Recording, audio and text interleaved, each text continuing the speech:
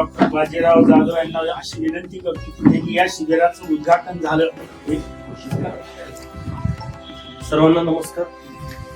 आज मला विशेष आनंद होतोय कारण मी आज आपल्या सर्वांच्या समोर आहे आणि सर्व आपल्या संघ परिवारातील ज्येष्ठ आणि वरिष्ठ मंडळी या ठिकाणी उपस्थित असल्यामुळं मला आज खरोखरच खूप मनातून आनंद होत आहे.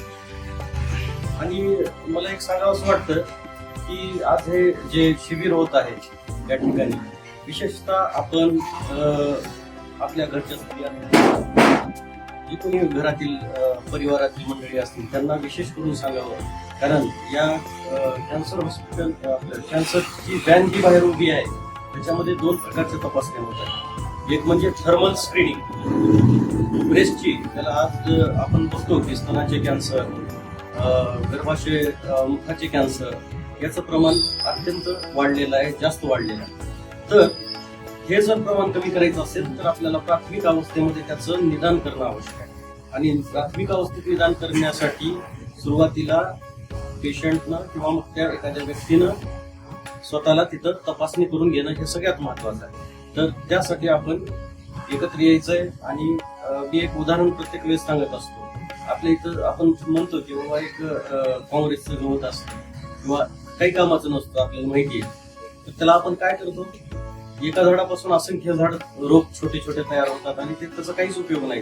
म्हणजे त्याचा अन्न म्हणून उपयोग करू शकत नाही, जाळण्यासाठी उपयोग करू शकत नाही, काहीच नाही. परंतु हे जर गवत वाढलं तर त्याला काढण्यासाठी आपल्याला बरंच कष्ट घ्यावं लागतं, बरोबर आहे. समजा ते उगवायच्या आधीच छोटं जर रोप असेल तर त्याला आपण सहजासहजी काढू शकतो, बरोबर आहे.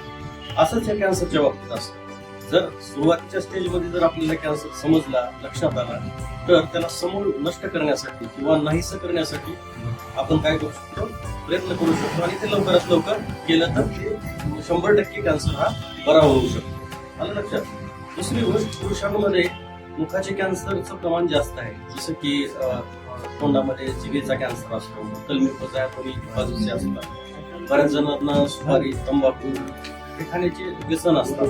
मला वाटत नाही आपल्या इथे जास्त कुणाला असे व्यसन असतील, परंतु ज्यांना कुणाला असतील, त्या आपल्याला माहितीतले मित्रमंडळी असतील, ओळखीचे कोण असतील, त्यांनाही इथं बोलवावं, जेणेकरून त्यांचंही या ठिकाणी ओरल एक्झामिनेशन हे स्वतः या ठिकाणी करणार. तर मी या ठिकाणी आता सुरुवात करावी असं जाहीर करू आणि हा कार्यक्रम चालेल.